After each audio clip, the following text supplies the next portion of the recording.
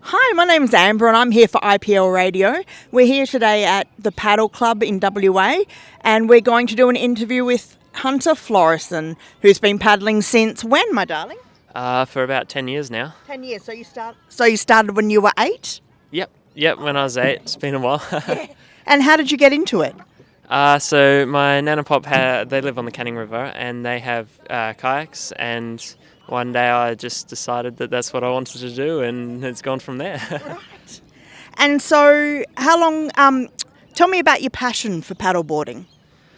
So I just really enjoy it, and when I started in sprint and marathon, the longer boats and whatnot, but a couple of years in, I tried slalom and I sort of just fell in love with it, and then it's been doing that for a while, and I just love everything about it. And what are the benefits that you get from kayaking? Well, obviously there's the adrenaline rush from the whitewater, but then you stay fit from paddling, and you get to paddle with friends, and the community's great, and there's heaps. Well, that's really good to hear. So I noticed that this river is quite still today, and I know that you compete in whitewater kayaking. Yeah. So can you tell me about the difficulties and how you actually go about that? So obviously the sport is on whitewater, and there's a lot of the feel that you can't get when you're on flat water, but you can sort of you can train around it a little bit, but there's nothing that feels the same as if you're paddling on whitewater, and the only real way to get good at it is to paddle on whitewater. So how does that affect your performance when you're actually competing? So it takes a lot longer to get used to the course. There's some people who are on whitewater all the time. They can go to a new course and they can adapt to it really quickly. But when you don't have the whitewater, you got to get used to it first, and then you can adapt to the course. So it just takes a lot longer, and it's a lot harder to perform well quickly compared to the others. Okay. So I know that you're going to compete internationally. Can you tell me a little bit about that? So I'm heading to Slovakia in a couple of days' time now. It's for the Junior World Championships. Fantastic. So I'm hoping to do well there. I went last year to the one in Krakow in Poland, and sort of missed out a little bit, but I'm hoping this year I can do a lot better. Oh. Well, that sounds really good, and you're so young. How old are you now? I'm 18. Wow. So how long do you think you're going to be kayaking for? Ever. Yeah? Yeah, you just keep going until you can't, Yeah. Until your arms give out. Yeah, pretty much. All right. So tell me about getting into coaching and mentoring other people.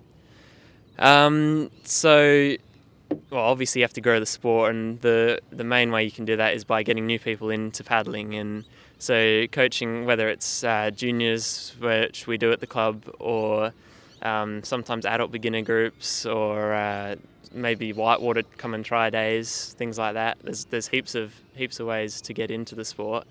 And so or even like coaching the juniors up to a higher level even. Yeah.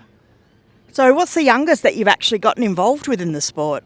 Usually they'd be 8 or so, because you gotta be able to paddle the boat, and you don't really have the strength to before that. But you can be quite young and still do it, or even quite old even. Yeah.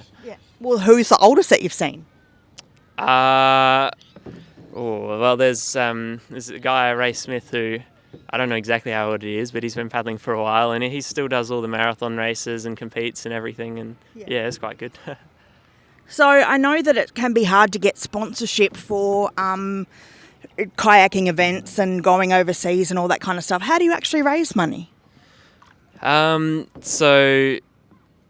main way that I have at the moment is through the Australian Sports Foundation, which has been quite good, because anyone can do it, and it's tax deductible. That's the one. But there's a couple of government grants, but other than that, it is quite hard. Yeah. And it does cost quite a lot, because obviously everything's international, so it's quite a long way away, and the equipment's quite expensive, and competition costs and everything. So it is quite hard to do. All right. So what would you say to someone who wanted to get into kayaking? How would they go about it? The best way is to find a club near you or a come and try day. There's heaps of them. They happen all the time. And they'll bring all the equipment. So it's real easy. You just come down, you try paddling, and it's for anyone. So anyone can try it. Well, thank you so much for your time today, Hunter. It's been really great talking to you, and best of luck in Slovakia. Yeah, thank you. It's been good. Thank you. Back to you in the studio.